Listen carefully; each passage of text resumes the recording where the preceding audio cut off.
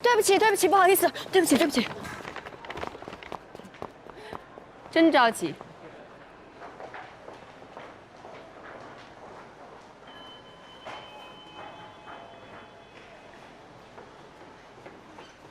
顾律，罗律，喂，到哪儿了？电梯1层。快一点。19层，谢谢。今天方老大情绪特别恶劣，哪种恶劣？10年一遇还是100年一遇？不好意思，就是你赶紧上来的那种恶劣。哦，咱能下去一个吗？着急上班呢。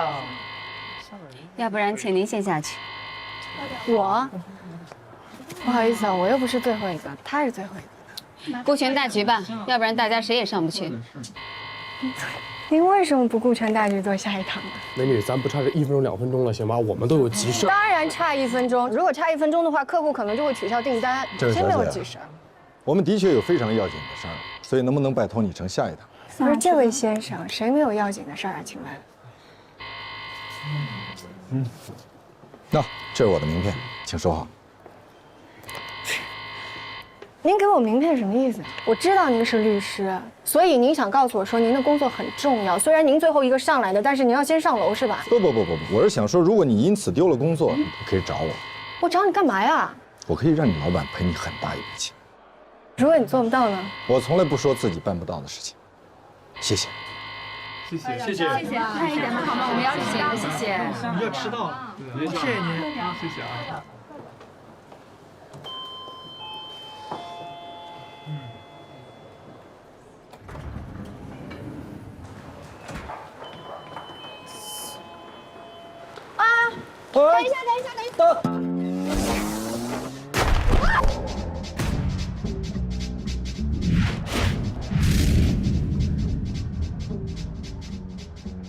对不起，干嘛呀？你这是？对不起，对不起。不好意思啊，我们赶时间啊。拜拜。再见。我这餐，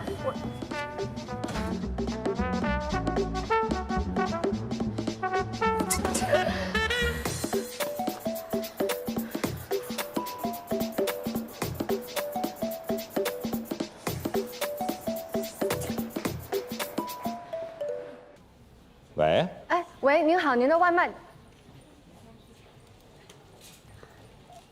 丽娜姐，您的快递。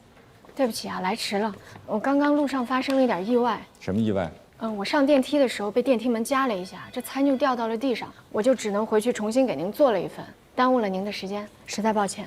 这不叫意外，这叫过失。由于你的过失，餐掉到了地上，我可以给你差评。这是意外，不是过失，您千万别打差评。那你给我解释一下，什么叫过失啊？过失是指因疏忽而发生的过错，被电梯门夹到真的不是因为疏忽。好，那我再给你一个机会，你认真的想一想，到底是意外，还是过失？意外是指受外来的非本意的料想不到的事件，被电梯门夹。你赢了啊，是意外。对。订单已取消。我希望你通过这件事情得到一个教训。不要和驴争辩，即使争赢了，他也会想办法报复你。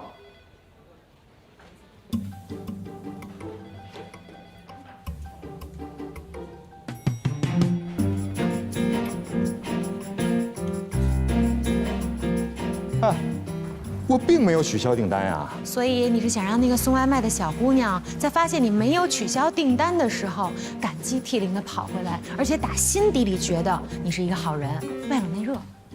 你了解我。不要这样，这是18世纪男人引起女人注意力的方法，现在是21世纪了。有些东西是永恒的，只有变化是永恒的。那也是永恒的。我可以去和你们领导解释。我们是机器审评，你能和机器解释吗？你不会说你们公司除了送餐的是人，其他的都是机器吧？你怎么了？是不是扣你钱了？扣了多少？你告诉我，我现在就赔给你。人家没取消订单呢。没取消。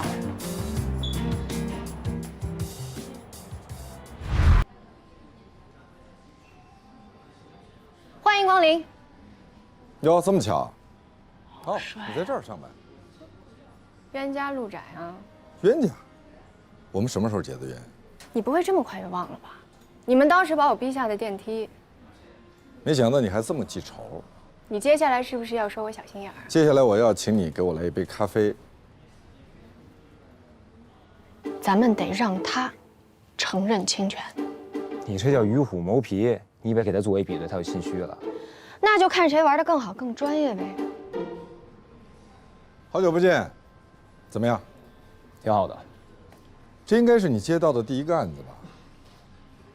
别紧张，我们只是聊聊。我不紧张。这是我的当事人吴美薇女士。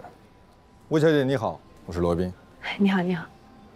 麦薇以前在我那儿实习过，她应该跟你讲过很多在我那儿的趣事吧？罗律，我们今天在这儿不是叙旧的，是为了解决任小年的公司侵犯了吴女士的知识产权。小美，法院还没有判，你怎么就能说任小年公司侵犯了吴小姐的知识产权呢？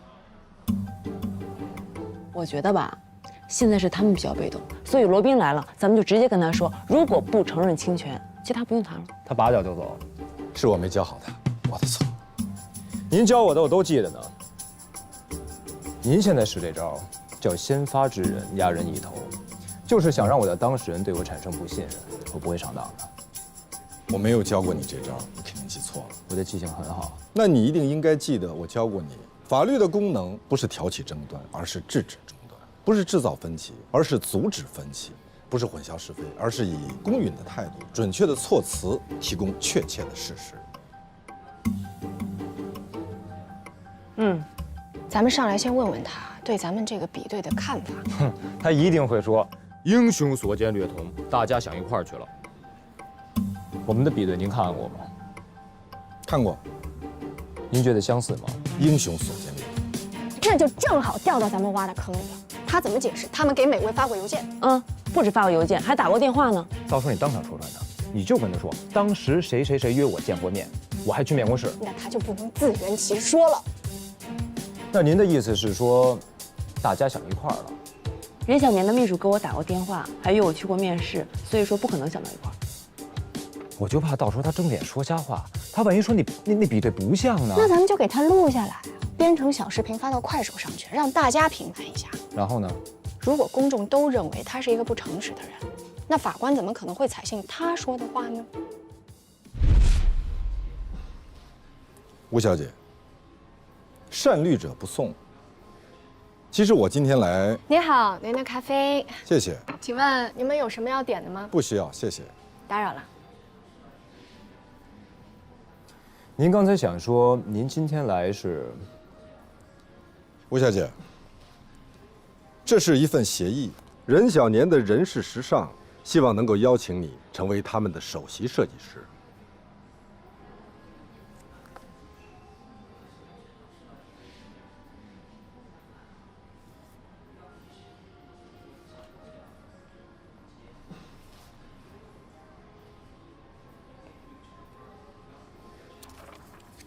我们撤诉的前提是你们得承认侵权。我们没有侵权。那为什么要主动和解呢？是因为我们不想跟这么一位有才华的设计师为敌。那您怎么解释？人事时尚的产品和吴小姐的作品高度相似呢？而且刚才你也承认了，比对结果的确是高度重合的呀。黑猩猩和人类的基因组也是高度重合，相似度达到99%，但一定不会有人说黑猩猩跟你是同一物种。吴小姐，我强烈建议你再咨询一下其他律师的意见，看看我们给到你的是不是最好的。行。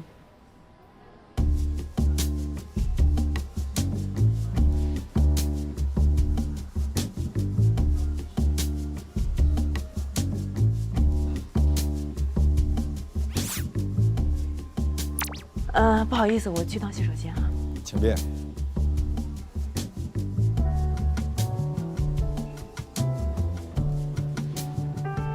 对不起啊。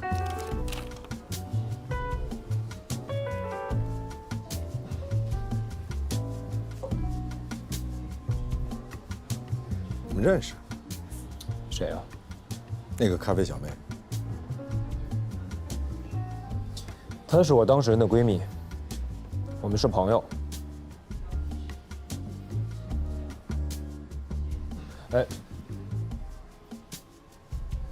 这不违法，这是合法的。当然。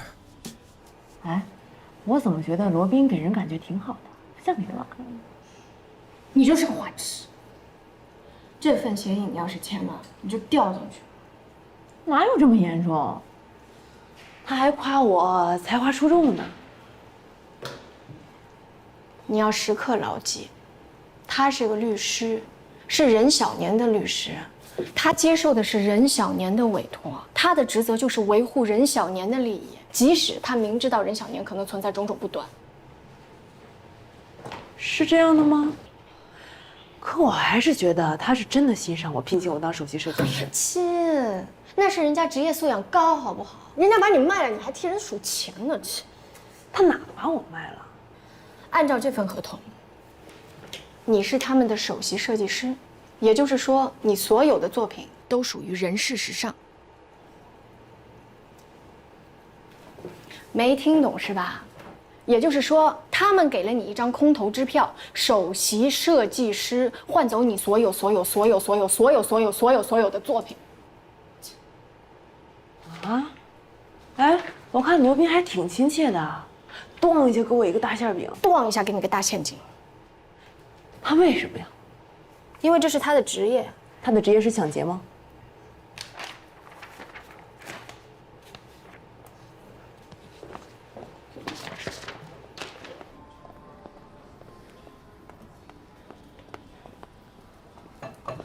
我们修改了一下。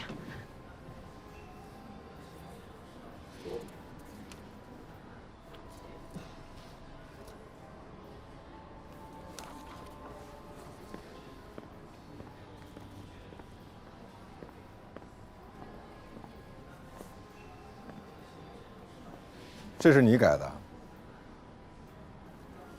你们改的什么呀？啊？我也不清楚。其他条款没问题，我们可以商量，但是这一条不合理，必须要删掉。那就不必谈了。你们起诉任小年，要求索赔500万，并且赔礼道歉。可是你提的条件也是让我们支付500万，并且赔礼道歉。那么还有什么和解的必要呢？也就是说，即使我们官司输了，结果也是一样。不一样。有什么不一样？如果我们打官司，法院支持我们，那我们就会拿到500万的赔偿金。但是如果和解，按照你们起草的和解协议，我们得到的仅仅是一个首席设计师的职位而已。年薪过100万的职位是税前，而且还要完成业绩才有可能拿得到。那也总比你们输了官司一无所获好吧？我们不怕打官司，反正我们又没有并购计划。让我们好好算一下，到底谁的损失比较大呢？一个好几十亿的并购计划，总不能被一个旷日持久的小官司给搅黄吧？嗯？他们聊什么呢？嘘。我来给你普及一下什么叫敲诈勒索罪。选择在公司并购或者融资时机提起恶意诉讼，用要挟的手段迫使公司交出财物，符合敲诈勒索的罪名特征。所以，不要聪明反被聪明误。但是我们是正常诉讼啊，因为我们在提出诉讼的时候，并不知道你们有并购计划。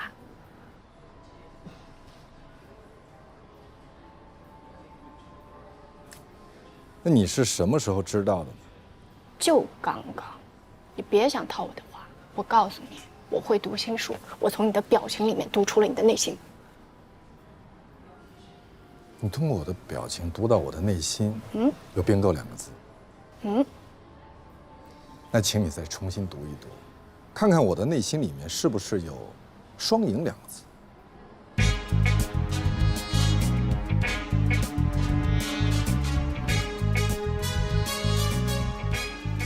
怎么双赢？我们同意500万，但是你们要撤诉，并且保证永远不以同一理由起诉。我们各退一步，互相谅解。同时，我再为你附送上一份工作的机会。我们不退，半步都不退。你是不是跟你的当事人商量一下？不用了，我们也不和解，法院见吧。请问你们谁说了算？我是律师，我说了算。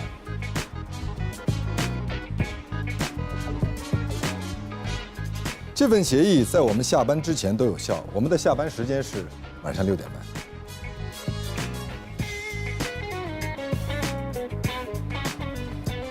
我的案子以后你少掺和好不好？不是，现在什么情况？是谈崩了吗？你别给我呀，我也看不懂，我听你们的。我觉得算双赢吧。他们本来是必败，为什么要跟他们双赢啊？因为打官司是一件性价比非常低的事儿。你为什么突然替他说话了？我没有替他说话，我真的是觉得说我这个。听到了，我听到了。你听到什么了？他要给你份工作，他是不是让你去他律师事务所上班，对吧？他总能抓到人的软肋，因为他知道你想要什么。你的意思是我被他收买了是吗？我不是这种人。我没说你是那样的人，我说他是那样的人。那什么意思啊？我根本就没有告诉他我到底想要什么。我满脸写什么了？我是个非常非常好的律师，因为我是个法律天才。你们别吵了，到底怎么回事啊？你跟他对抗，就是想引起他对你的关注和兴趣，太明显了。因为我是，我就这么想的，我就是这么想的。Excuse me，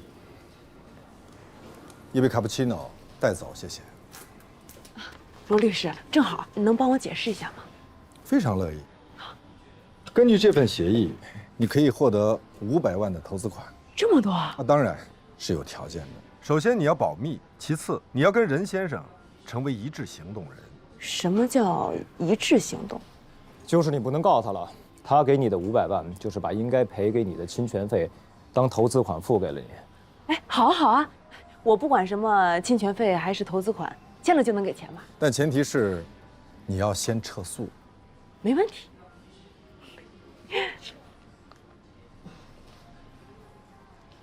那我们什么时候签？达成协议我们先签，签完之后我闪送给你，最晚明天可以吗？可以。要不我们互相加一个？当然，我的荣幸。我的荣幸。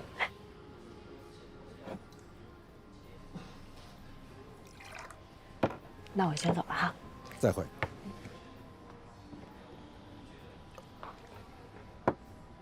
其实，一直以来我也很希望自己能够成为一个咖啡师。谁拦着你了呢？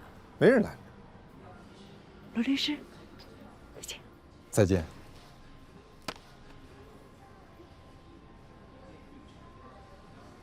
我的意思是说，咖啡师并不是我唯一的人生志愿。你唯一的人生志愿也不只是做咖啡吧？你是想要炫耀你有很多人生选项，选都选不过来，是不是？我为什么总是觉得你对我的职业充满了敌意？我没有办法尊敬把我赶下电梯的人。不是赶下去，这不是我自愿让你们的。那好，我替我的同事跟你说一声道歉。当时你也在场，怎么没有见你阻止他们呢？如果这也是我的错的话，我也可以跟你道歉，并且这很有可能成为我的人生耻辱。大西，我姐刚接到法院的通知，她说下礼拜4开庭。好啊，真的太谢谢你了，我应该的。那帮人帮到底，你再帮我姐出个庭呗。这不行。我们给钱，上次你写状子那个钱，我现在就转给你。不是，芳芳姐，不是钱的事儿，只有律师才有资格出庭，像我这种闲杂人等是没有资格在法庭上说话的。帮你们写个起诉状什么的还可以，但是这个真的不行。哦，这样啊。那没有律师，我们也可以赢吧？我们占理啊。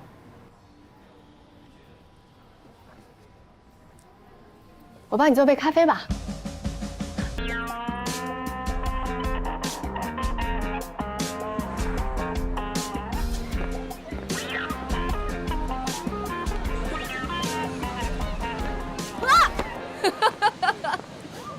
帅哥，我能请你吃宵夜吗？人家都在这儿等你好久了。那我要不坐地铁呢？你要是不想让我找到你，你就把你这定位给关了。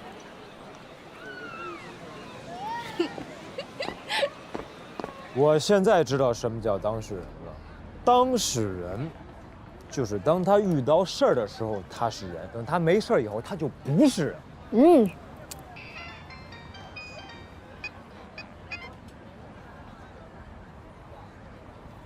喂，艾伦，我现在在外面呢。哦，我知道，我就是想问一下您，您让我准备的那些证据和材料我都准备齐了。但是复印件就行，还是一定要原件啊？复印件就行，你明天送到店里吧。好，拜拜。别找我，我可不管了。行，我帮他找法律援助。帮他找干嘛？你让他自己找不就完了？他又不知道去哪儿找。上网，网上好多骗子都打着法律援助的旗号，压根儿是法盲。哎，咱能不能吃一堑长一智啊？你跟艾伦什么关系？他不就去你店里取过几次餐吗？你为什么要相信他？他万一胡说八道怎么办？就跟那吴美薇一样。行，啊，你别生气了。以后不管是谁，我都不找你，不给你添麻烦。你给你自己添麻烦也不行，咱以后多管闲事儿。我又没多管闲事，还没管？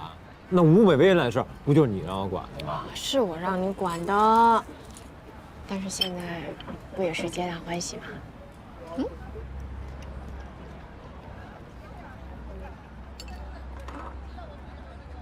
皆大欢喜，你管这叫皆大欢喜啊？你们连商量都没跟我商量就全面投降，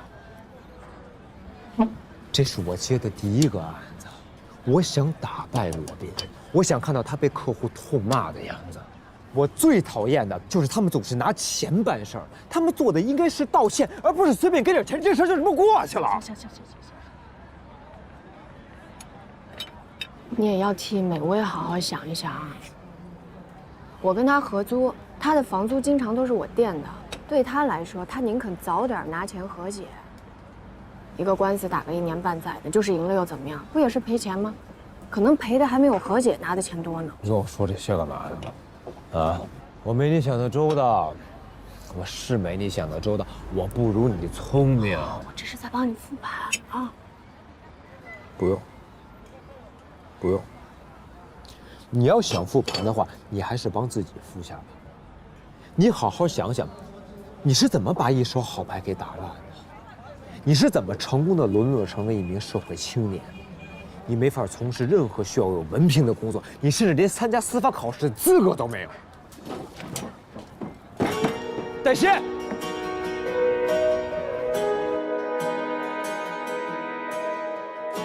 我知道时光不会为我停留，茫茫人海中也没人会回头，我一个人加油，一个人终究。我在为你附送上一份工作的机会。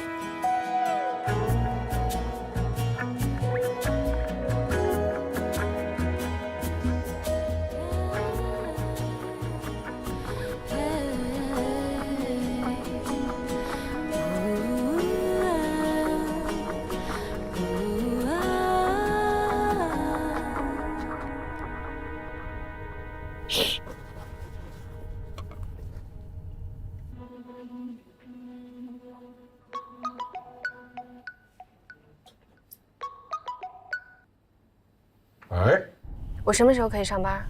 啊？你哪位？我是黛西。黛西？哦，随时。好。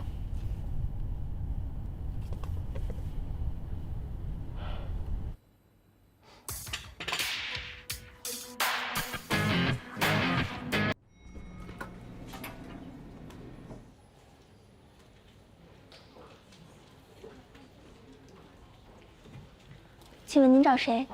啊，我找罗宾。哦，您约好了吗？没有。不好意思，罗律师需要预约。我是来上班的。您还是给他打个电话吧。好。这个事情我会尽力配合，但是值班那个事儿，找个助理吧。我没让你值班，找个助理啊。我这个人不喜欢指使别人。你的意思是说，我喜欢指使你？您是我领导。好，接电话吧。哦，对了，你和何塞。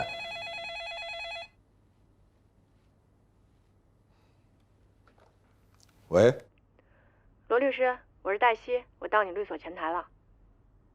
好，你等一下，我马上过来。小美，律所的福利你还没领呢，西班牙的皇室用的。哇，谢谢。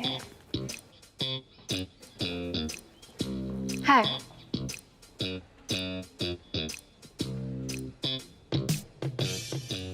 你这样就来了？怎么了？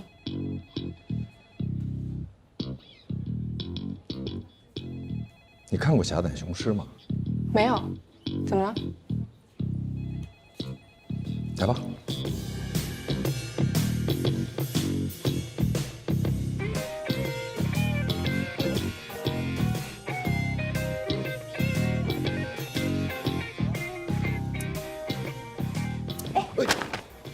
对不起啊。这女孩是谁？我怎么知道？罗宾不是所有的日程都由你来安排吗？是我安排的。我看他眼熟，好像在哪儿见过。你有脸盲症，你看谁都眼熟。我能识别出你跟他是两个人，真不容易。没有什么学历，硕士学历还是博士学历？本科。本科都没有。那你是自学成才吗？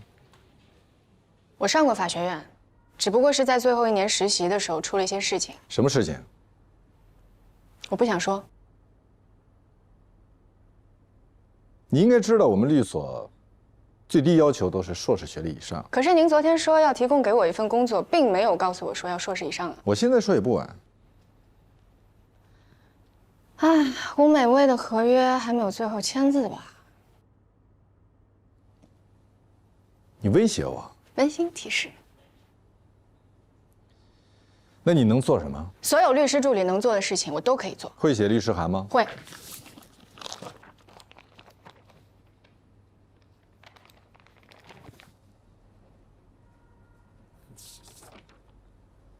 这是你写的？嗯。您能不能以我的名义发出？对，还得盖上律所的章。这里边是所有的材料，还有相关的资料，确实可以证明是上班的途中遇到的交通事故，符合工伤认定。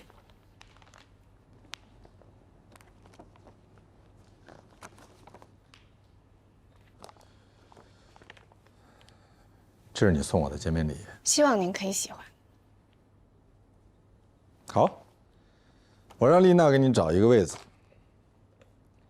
你进来一下。关于你没有学历的事情，不要跟任何人讲。那如果有人问呢？你就说我不告诉你。黛西，我的助理；丽娜，我的秘书。所有助理都归何塞管。不，除了我的。那你需要去。我会跟封印说的。跟我来吧。还有，换个发型。走吧。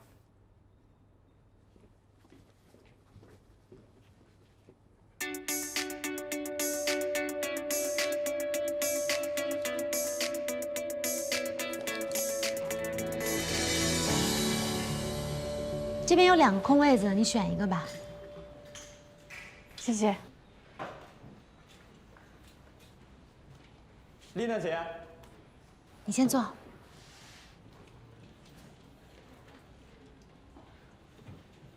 范小天儿，你个白痴啊，废物！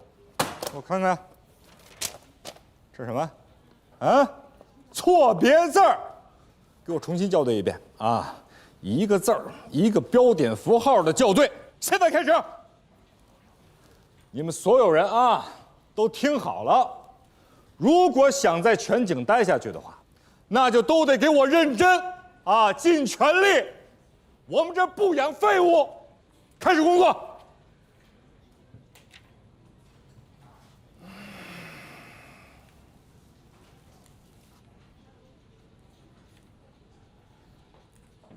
你谁呀？我是黛西。你什么时候来的？今天。谁招的你？我怎么不知道啊？填没填表？谁给你填的表？我没面试过你，但是我在哪儿见过你？黛西，罗宾刚招的助理，今天刚到实习，按公司规定，实习期满才需要办入职手续。我是何塞，所有的实习生助理都归我管，罗宾的也不例外。我想起来了，你是那个送外卖的。他不是，你看错人了。可这个头发，罗宾已经跟他说让他换发型了。不是，我是说，你是说罗宾找了一个送外卖的给他当助理？那不能够呢，我不是那个意思啊。对不起啊，喂，茱莉亚。好的，好的，好的啊，好。你有什么问题随时找我。谢谢你啊。何塞经常认错人，你不要放在心上。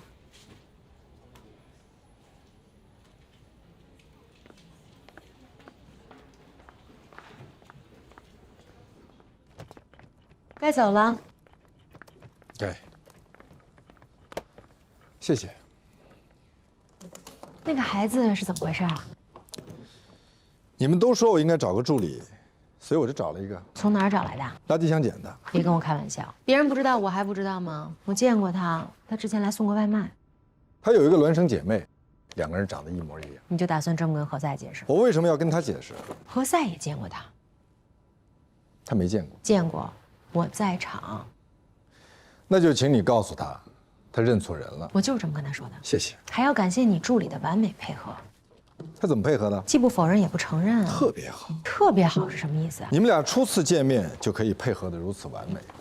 何塞可没那么好糊弄。你没问题，你对付他绰绰有余。那你的助理呢？他更没问题，8个何塞都不是他的对手。你到底为什么招他？你这不是等于给自己埋雷吗？我不太喜欢没有难度的生活。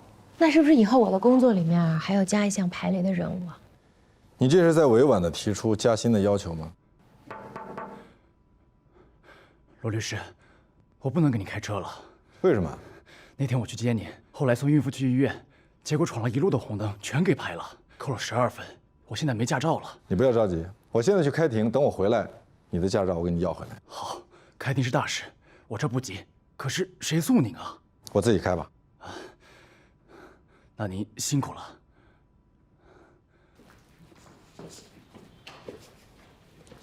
黛西，这是马师傅。哎，待会儿你帮他起草一份行政复议申请书，等罗宾回来你给他。好。马师傅，哎，我刚从法院出来，你在哪儿？已经解决了，您助理帮我解决的，都刷屏了，交警也跟我解释过了。他们调查过，我确实是送孕妇上医院，我现在也出名了。今天晚上的文章引发热议。文章是律所的一位实习律师写的，讨论的是司机在临产孕妇闯红灯该不该罚。我们现在就在全景律所向您报道。今天是您第1天上班？对。啊不，准确的说呀，他还没有办理正式的入职手续，所以还不能算是第1天上班。律师说话真是严谨。我们呢是经过长期的专业的训练的，平时啊，我就经常跟我们全景律师事务所的年轻律师们讲，一定要热心公益，要用我们学习到的法律知识去帮助社会啊，服务社会，回馈社会。明星律师回来了！哇塞，换发型了，哎，还挺漂亮的。你们俩，我收拾东西啊。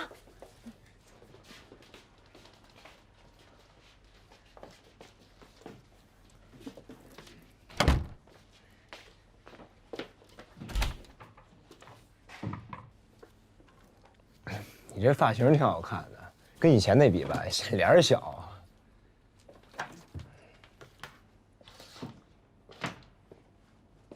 哎，我听说你到全景上班去了，是吧？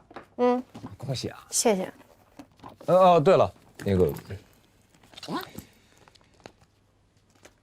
这是给你的啊。这是什么呀？艾伦父亲的律师函，我写好了。谢谢。谢什么谢？这不是应该的吗？哎，对不起啊。还有什么事吗？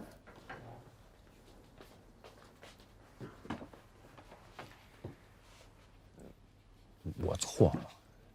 我今天复盘了一整天，我当时吧是特别生气，但是我觉得，你好赖跟我商量一下啊，结果你们俩在那边啊讨论特别火热，那把我丢一边，我能不生气吗？啊！赶紧走吧你！哎，那你原谅我了吗？啊？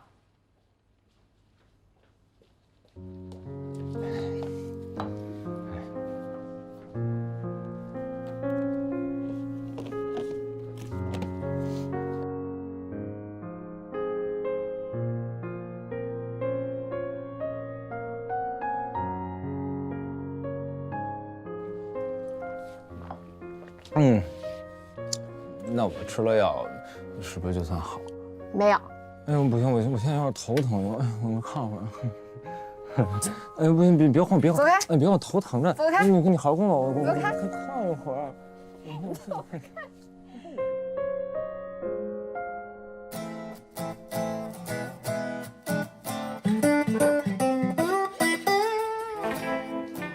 任总，罗律师，您看一下，坐吧。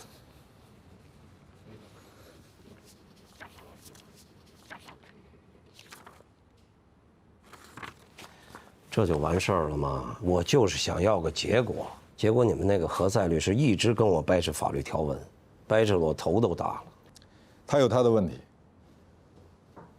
来，进来，我介绍一下啊，罗宾律师，我的法律顾问，这是我儿子任乔。哦，哎，罗律师你好。你好。那你们先聊，我待会儿再过来。不用，都不是外人，什么事儿说吧。就是这个新品的宣传广告，您看一下。没有更好，只有最好。不能用“最”字。为什么？如果使用最高级的话，可能会带来诉讼风险。我看过一个类似的案例，被判赔了50万。50万？成本不是很高，我们付得起。可如果加上诉讼成本、律师成本、时间成本，包括公司的声誉以及未来不确定的风险，可就远远不止50万了。那如果我想让人知道我是最好的、最强的，我该怎么做？反正就是不能使用最高级。什么叫反正就是不能使用最高级？姑娘，我付给你们钱是让你们来做我的法律顾问，你不能光告诉我什么东西是不可以的，你还得告诉我什么东西是可以的。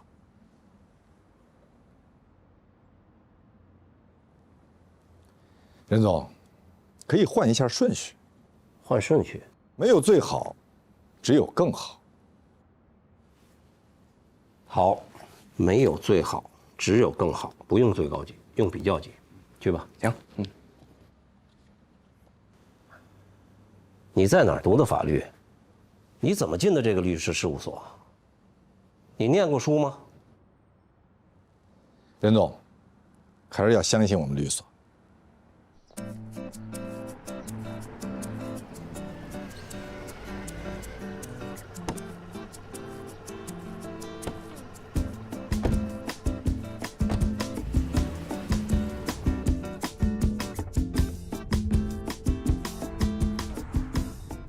您能别让我跟任小年打交道可以吗？我干别的事儿都行，比如说你让我去写诉讼文书啊，去法院立案啊，查资料，车夜加班也行。理由呢？他根本就不尊重法律。他是在用自己的方式表达尊重。什么方式啊？酬金啊，他是我们最慷慨的客户，也是最粗鲁、最没礼貌的客户。那说明你做的还不够好。如果你让他满意了，他就会给你很多酬金，以表达他对你的尊重。可如果你让他没满意，他就觉得没必要对你表示尊重。不是，我不明白，您为什么可以忍受这种混蛋呢？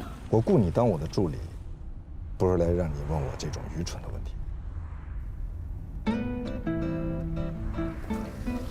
哎，我现在可以理解为什么您能和任小年惺惺相惜了。你用错成语了，我跟他谈不上惺惺相惜。那您这是什么呀？叫受人之托，忠人之事。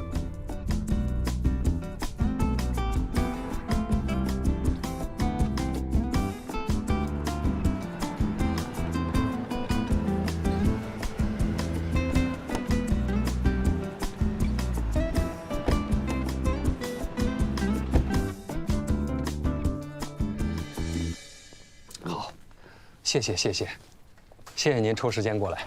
张克先生，我是受你老板郑凯旋先生的委托。他是我前老板，已经和我没关系了。还是有关系的，你们俩有竞业协议。我已经付过违约金。黛西，你给张先生普及一下。根据相关司法解释的规定，劳动者违反竞业限制约定，向用人单位支付违约金后，用人单位要求劳动者按照约定继续履行竞业限制义务的，人民法院应予支持。那你就不能创业了？2年以后还是可以的。2年？那你们聊吧，我还有事情，先走了。你可真会挑时间。他本来已经决定投我了。如果他投了你，再发现你有竞业协议，你惹的麻烦会更大。您把自己说成救世主了。过奖了。郑老板欢迎你随时回去上班。那就是让我去死。知道他是怎么对我的吗？不管我想干什么，他都不同意。他根本看不上我。我在他公司2年，我都快得抑郁症了。不好意思，张先生，我后面还有事儿。如果你希望跟你的老板重修旧好，捐弃前嫌，随时找我。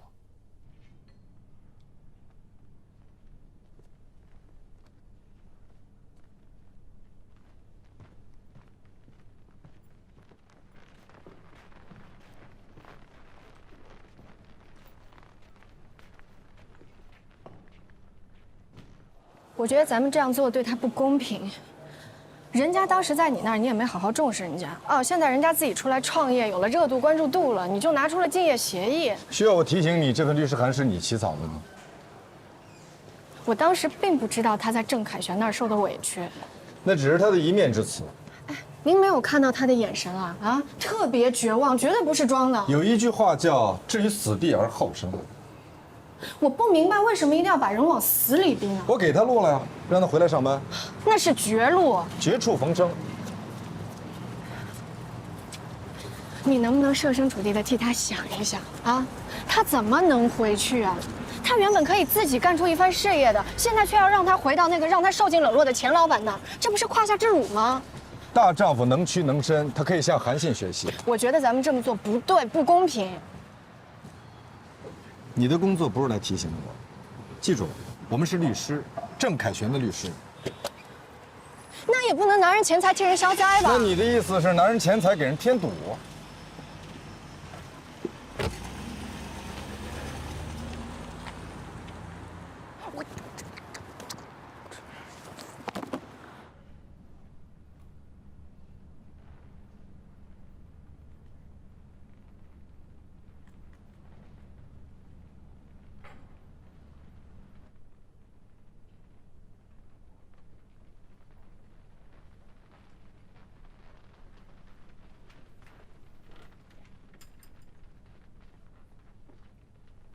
你们可真够敬业的，拿刀捅了人，还得回来看看这刀捅得有多重。我是想，郑凯旋给了你们多少钱？你干这么缺德的事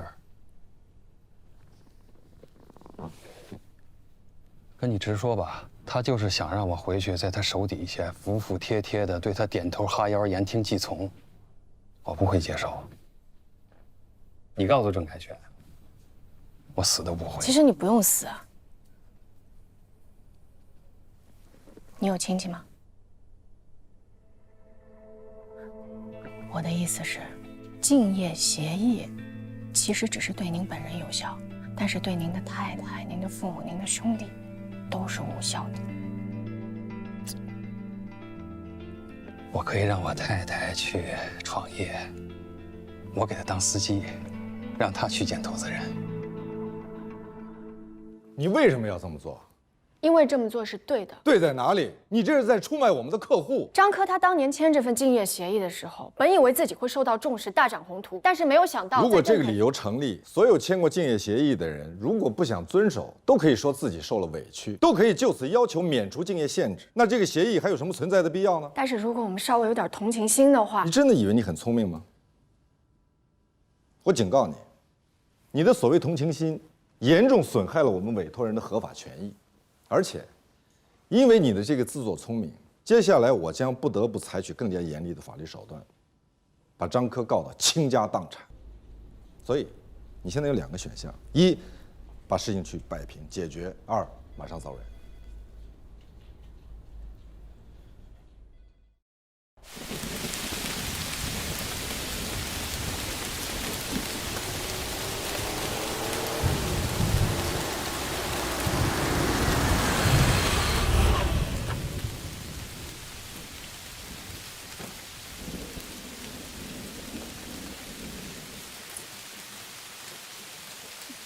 哎，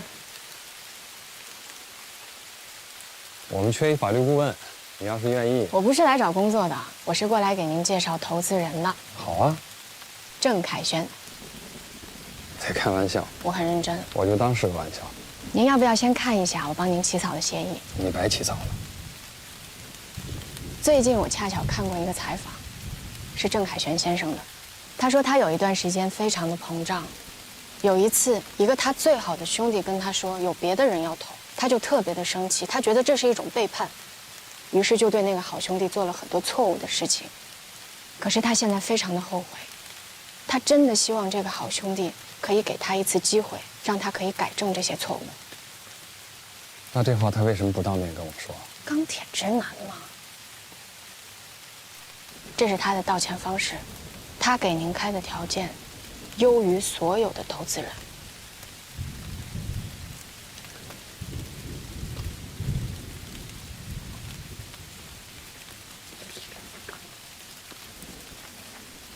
其实我也应该跟您道个歉。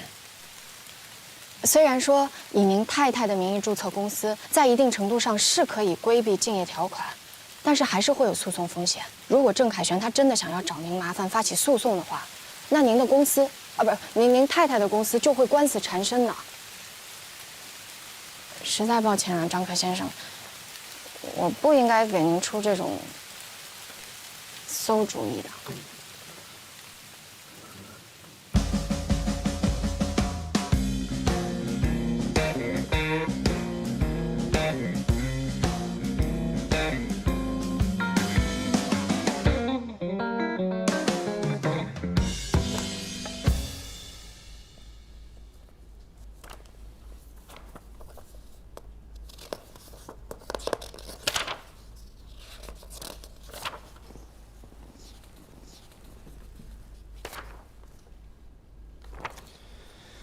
你让丽娜给郑凯旋打个电话，就说协议书已经签好了。好。还有什么事儿吗？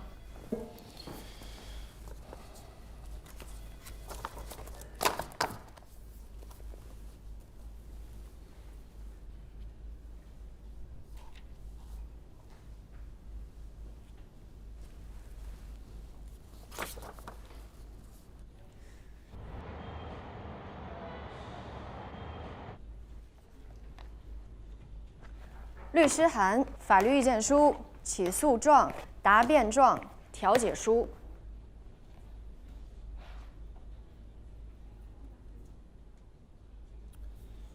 你最近多花点时间研究一下反不正当竞争法。柏静红被告是因为侵犯商业秘密，但他好像还不是咱们的客户吧？他很快就会是的。我觉得他那个泄密案更加适用于工商局的若干规定。不是所有的机密都是商业机密。那你马上把所有的跟泄露商业机密有关的法律规定全都找来。已经翻您了。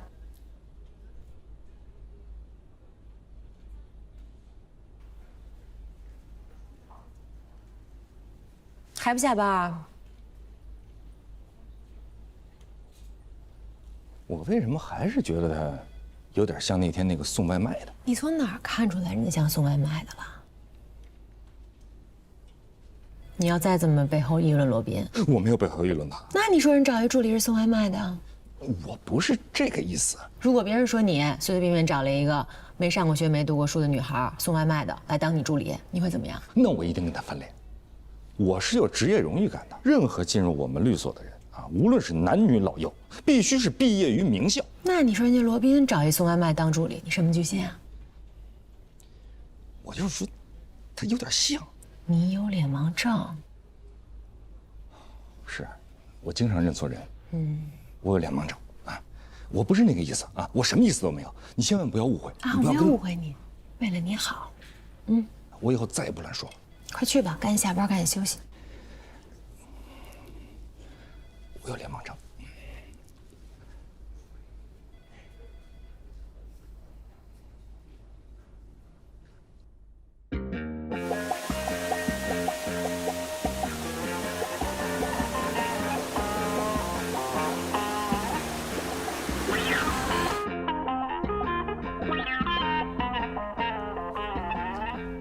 顾姐在你办公室等你。说什么事儿了？跟白金红有关。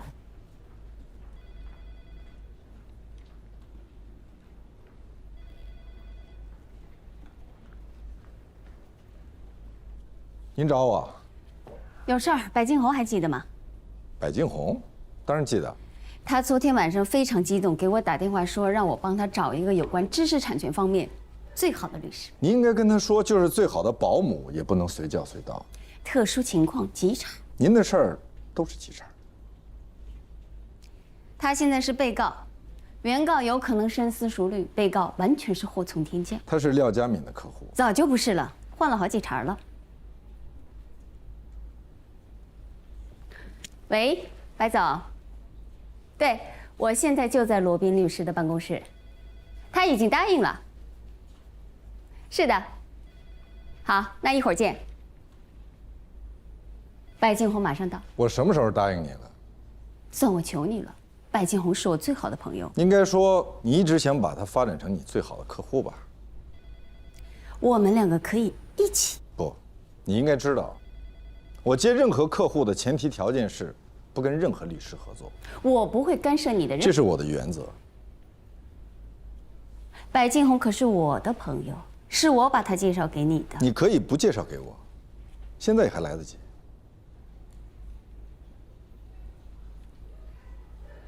是这样的，白金红是一个难缠多疑的人，我担心他会让我跟你一起代理，因为毕竟我们两个认识的时间比较长，信任度可能更高一些。既然如此，他早就应该是你的客户。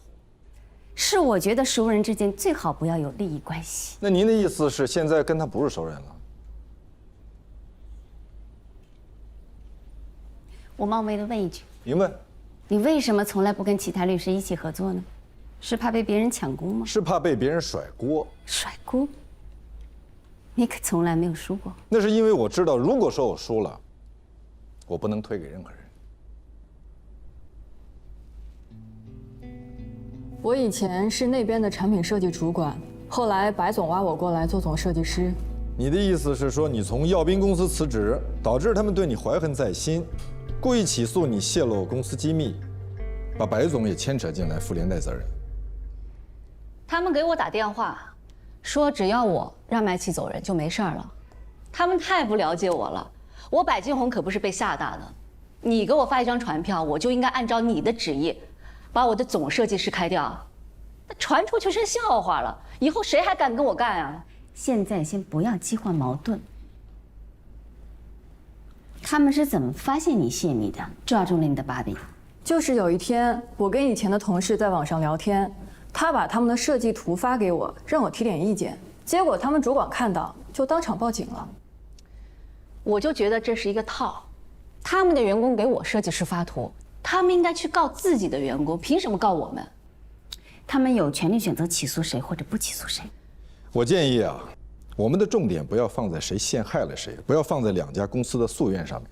说得对，我们现在也搞不清楚，也没有什么证据。我们现在主要的任务就是先把自己摘出来。我们就说是对方设计师主动把设计图发给我们看，要泄密也是对方设计师泄密。不，如果承认对方的设计师泄密，那么白总这边肯定也脱不了干系。对呀，这就等于承认我们的产品用了对方泄密的图纸，那人家是可以要求我们停止侵权、下架产品。所以，我们必须要否认，那些设计图纸压根儿就不是什么商业机密。对，没错。如果那张设计图不是商业机密，那就不存在泄密一说了。那你怎么解释为什么一家设计公司的设计师会在聊天软件当中主动给另外一家设计公司的设计师发图看呢？很好解释，就是两家公司设计师之间分享灵感、交流经验。那怎么证明这些设计图不是商业机密呢？那些设计图纸都是向供应商购买的，只要没有证据表明供应商是单独为哪家公司设计的，就不应该被认定为不为公众所知悉的商业机密。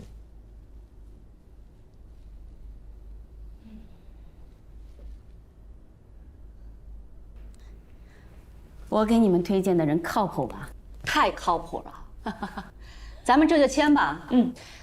我们这是属于人在家中坐，祸从天上来。喂，你好。我没给他订外卖啊。也许是他自己订的吧。好，我知道了，谢谢。我要去见客户啊，他们要找最好的法律顾问，终于找到了我。他们是在网上搜的吧？不，有人给他们推荐了10个律师，他们经过了反复的斟酌，最终认为我是最佳人选。那肯定是你的朋友给他们推荐。我师妹朱莉，她跟他们老板推荐的。他为了确保你被选中，还推荐了其他9个废材。能不能在一起玩耍了？这是我的外卖。我不是来送外卖。你不是说外面有我的外卖吗？你不是要找罗宾律师吗？罗宾律师，我是艾伦，特别感谢您替我父亲讨还公道。你不认识罗宾律师啊？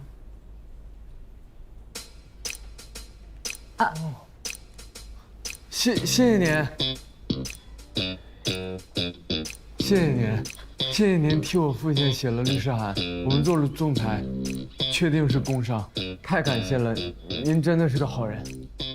不，那个我不是，您就是个好人。我给很多人送过外卖，就是那天我都给您送迟到了，您不仅没取消订单，也没给我差评，真的特别感谢您。对，这个是我妈妈亲手做的，就是我们的一点心意。有，您那个尝尝卤猪蹄儿，谢谢你妈妈哈。但是呢，我不是罗宾啊，我不是罗宾律师，我们是同事。非常好的同事，我们律所呢成立了一个公益中心，由我来负责。你放心，我呢会把罗宾热心公益帮助你父亲的事迹写到我的工作报告里去。这样以后呢，你有什么事情啊，你呢可以来找我，你叫我何塞律师就好啊。谢谢你。这个，丽娜，这位是罗宾律师的秘书啊，请他转交一下。那拜托您了，这个请您一定要交给罗宾律师手上。你放心吧，谢谢。我们的一点心意。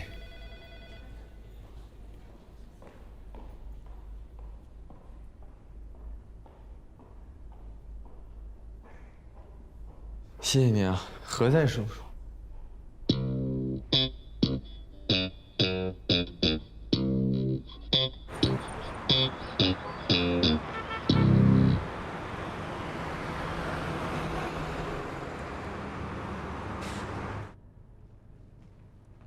赵总，这就是何塞律师。何律师，幸会，照耀。幸会啊，全景律所的何塞啊，坐。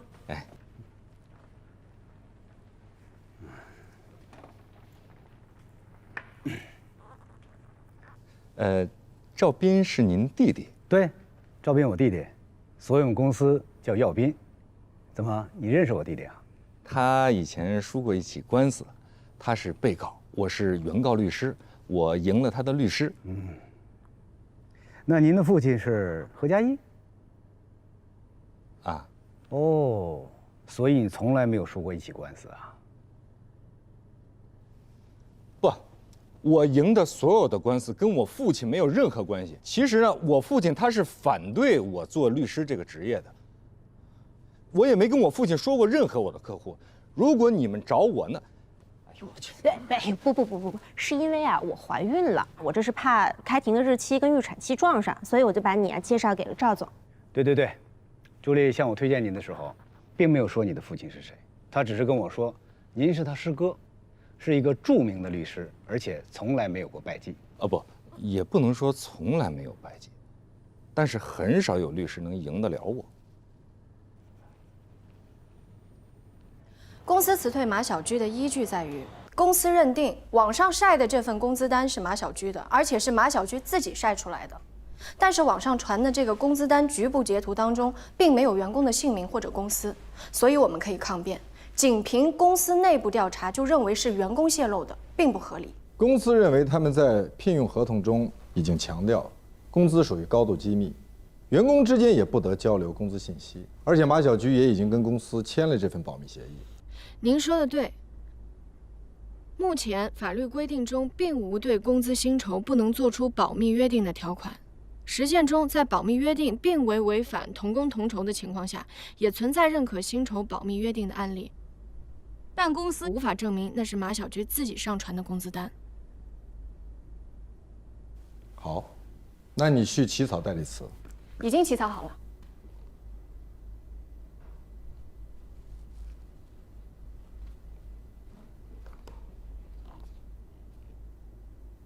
这是什么？这个是你做公益的报酬。这是 Alan 送的，他妈妈的手艺。你怎么知道？因为我吃过。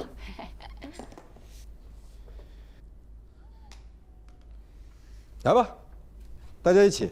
确实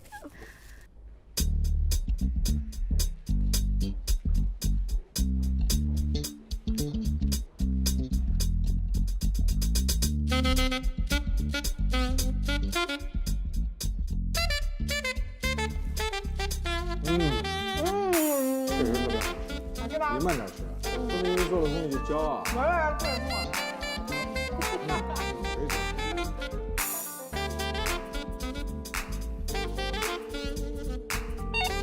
喂，给我订个外卖。你想吃什么？猪蹄儿，卤猪蹄儿。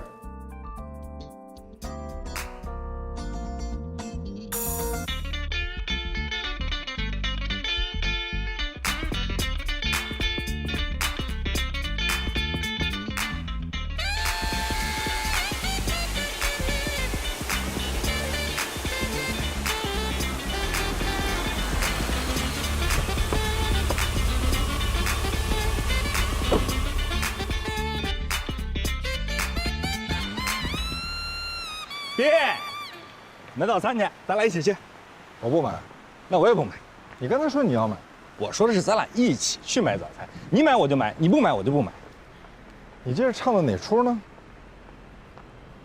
冯印跟我说了，说你很多事情啊，其实不是针对我，啊，你呢是一个有点孤傲的人。我还一直以为我相当平易近人呢。哎，昨天啊，我见了咱们的师妹朱莉，你还记得她吗？她说要给你介绍一个案子吗？对，她怀孕了。你怎么知道？否则她为什么不自己做，要介绍给你呢？她做了一半了，已经起诉了。我还奇怪呢，我说她为什么找我没找你呢？你们之间有什么过节吗？是耀斌的案子吧？他找过你，你不能接，为什么？利益冲突。跟谁利益冲突？柏敬红。你跟柏敬红签了吗？没有，但是今天会签。我也是今天要签。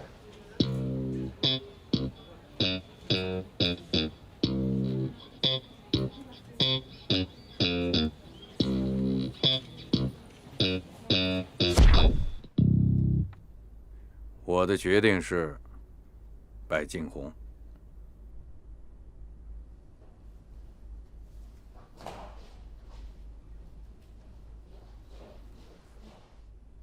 看见了，他肯定以为我是在袒护你。当然是柏敬红，柏敬红胜算更大，我们签的风险代理获益更多。抛开输赢不说，耀斌这个案子我们还要跟朱莉分，他之前毕竟做了一部分工作。何塞可不这么认为。如果他非要代理耀斌，那他只能换一家律所。这是我最不愿看到的。那您说怎么办？从你那儿挑一个客户给他。任小年。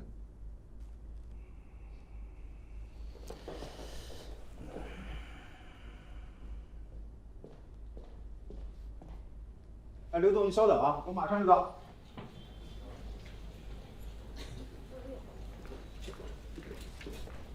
从我的客户里挑一个给何塞。任小年。老大不同意。其实何塞需要的是弯腰唱征服。那您是不会弯腰啊，还是不会唱征服啊？都会，就是不能一起。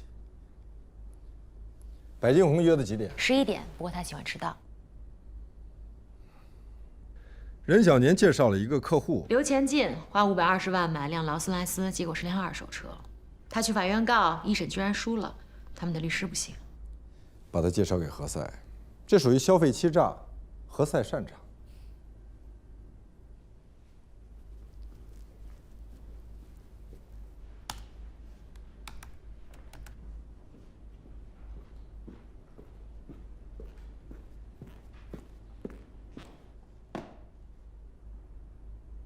什么呀？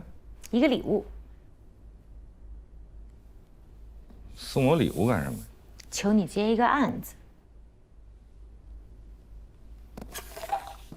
罗宾让你求我呀？你接还是不接？他干嘛不自己接呀？你觉得呢？他觉得对不起我，还是因为案子太棘手，客户太难缠呀？何塞，这里面啊可是设计师茶具，我可拿走了啊。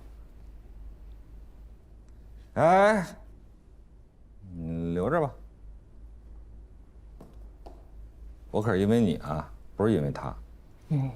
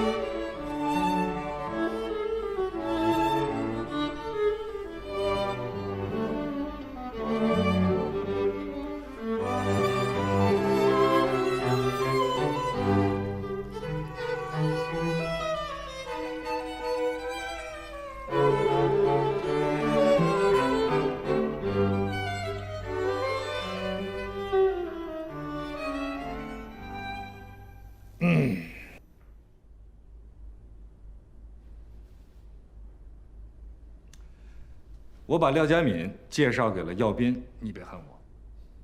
我为什么要恨你？好，那我们就冰释前嫌啊！我呢，接受你的道歉。我的道歉？我对你做错了什么？斌，你知道你做错了什么？我不知道。你不知道自己错在哪儿了？你让丽娜送给我礼物。什么礼物？茶具。丽娜说是我送的。我懂了。是丽娜觉得你错了，所以她在替你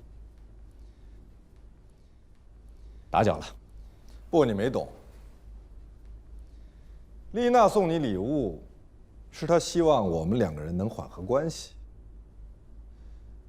那到底我们俩是谁的错造成了我们之间的关系紧张？廉颇和蔺相如关系紧张，那你说是廉颇的错还是蔺相如的错？你是说我是廉颇，我应该对你负荆请罪 ？No， 是和氏璧的错。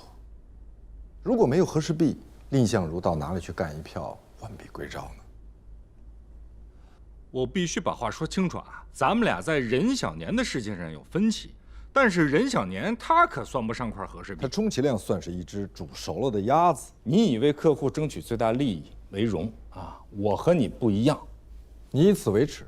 对，我以代理像任小年这样的客户为耻，深以为耻。我学习法律，不是为了给他这样的人争取利益的。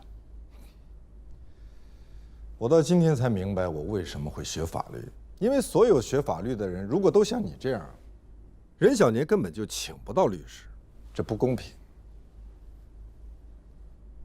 不用客气。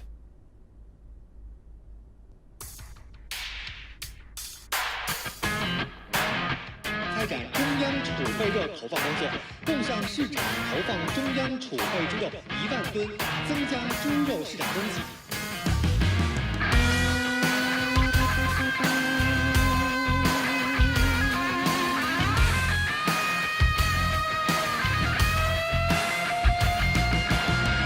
在角逐一场没有终点的梦，又能怎样？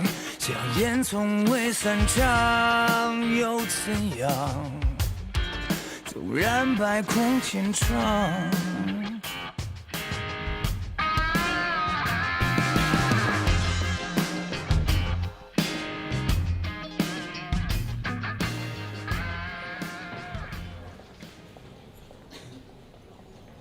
廖主任，你是越长越帅了。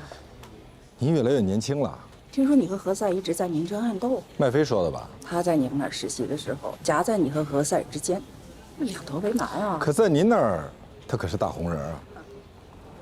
被告麦琪在离职以后，通过原同事李云波陆续获取耀斌公司的设计图纸，这些设计图纸均是耀斌公司用于生产的设计图。设计图纸上的产品大小、颜色、图案，都是耀斌公司的商业秘密。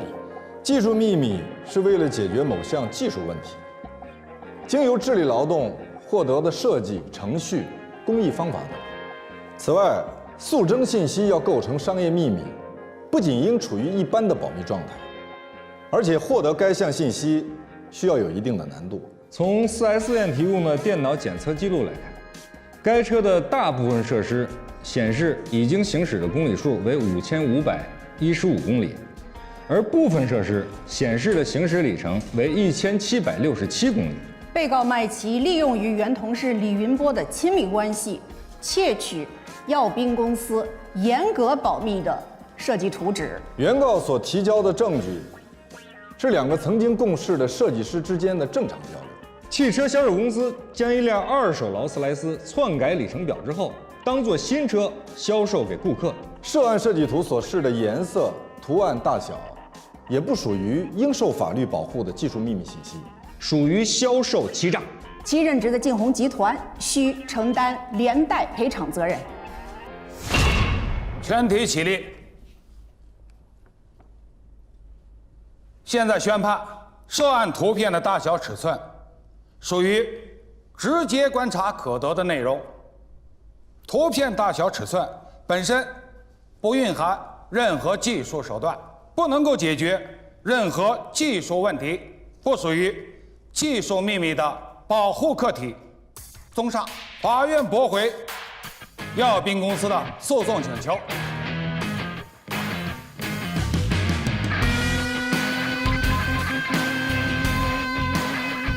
一审法院由于证据问题，驳回了刘前进先生的诉讼请求。案件现在上诉到中级人民法院。我是刘先生的二审律师。我们在 4S 店发现了证据。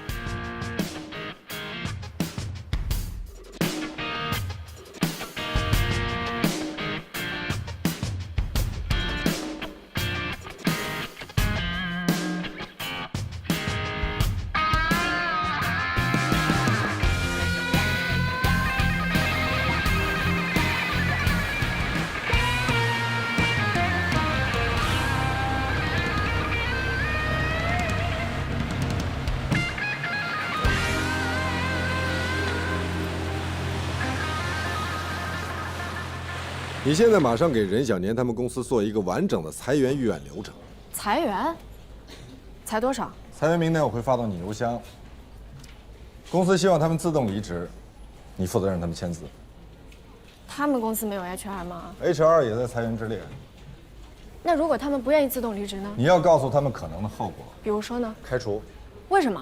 你负责找到合理合法的开除理由。是任小年的公司出什么问题了吗？是并购。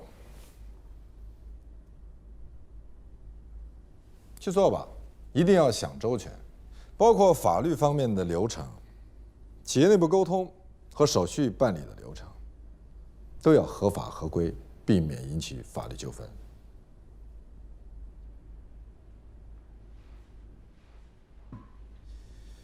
这件事情，如果你不肯做，我也不肯做，任小年他们公司依然会裁员。而且很有可能因为他们的不够专业，造成灾难性后果。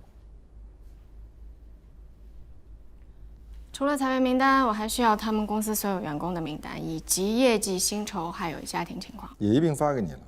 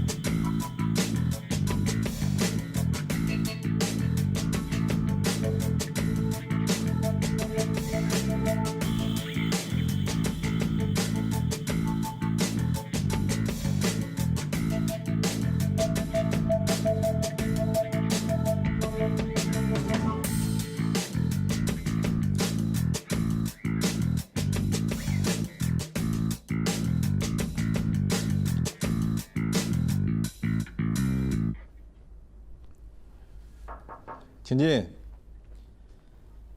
你好。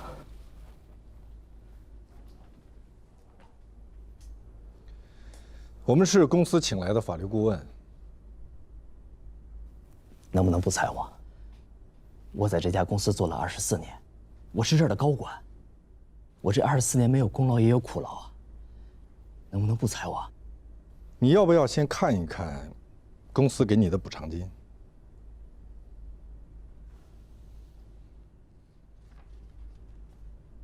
这份解除劳动关系的合同，如果你同意就签字，不同意的话，我们可以负责给你解释。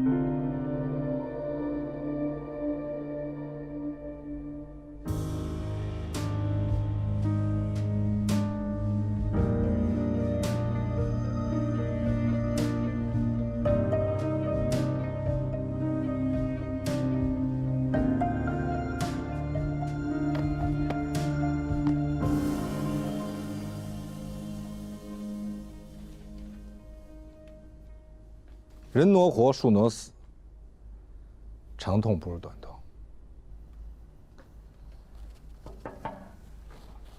怎么样？全签完了，效率很高啊。晚上一块吃个饭吧。啊，不了，全在这儿了。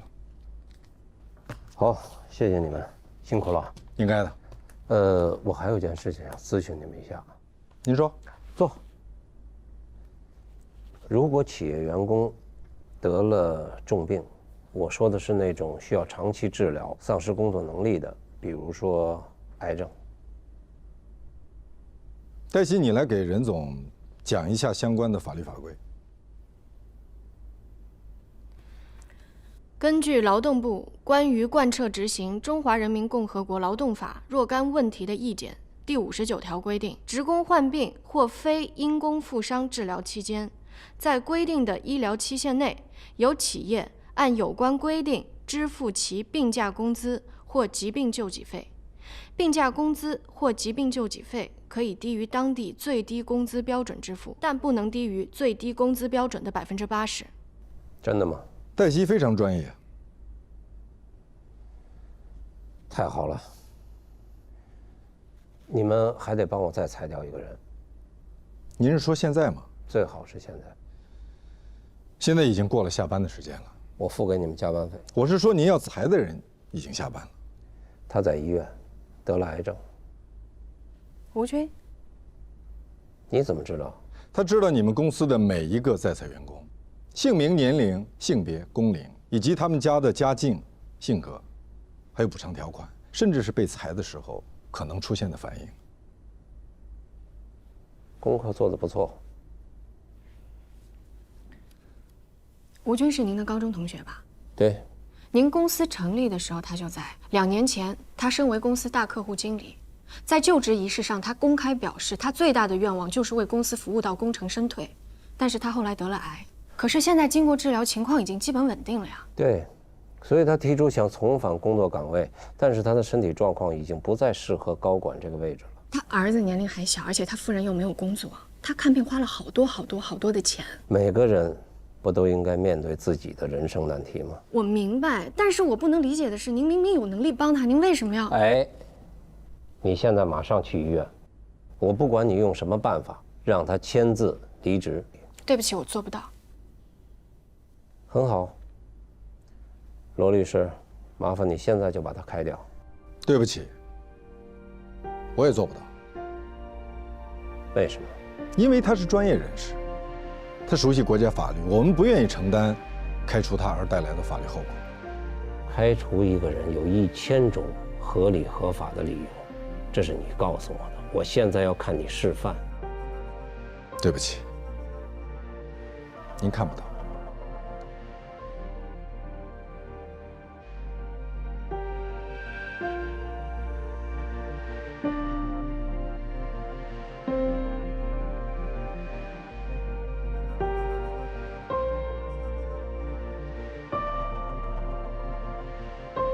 必须给我向任小年道歉。我为什么跟他道歉？废话，他是我最大的客户。咱们律所的价值观什么时候变成了谁有钱谁就正确？我告诉你，我让你向他道歉，并不是因为他有钱。是您刚刚说了他是我们最大的客户。我说的是事实，他不光是我们最大的客户，他还介绍了这么多的客户。他要是一走，就不是走一家这么简单了。我不以为我们为了挽留他而对他点头哈腰就能赢得他的尊重。愿意给他点头哈腰的律师律所多如牛毛，可你想过没有，他为什么选择我们而不是他们？那这样，让你助理走人。如果他走，我也走。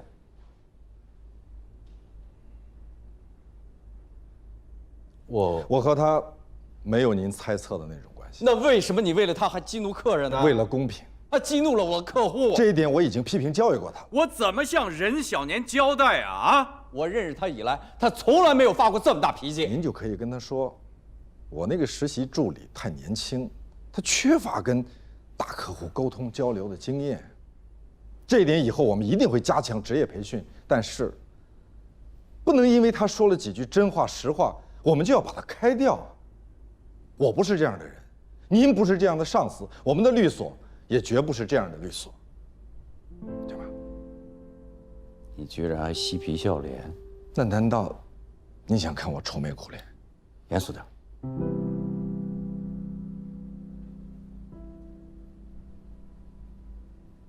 你消消气。我要是不接呢？不接我就一直给你举着。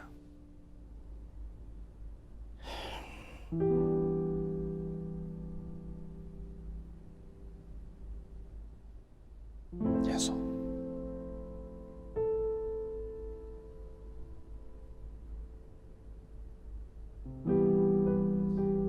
谢谢你的正确领导。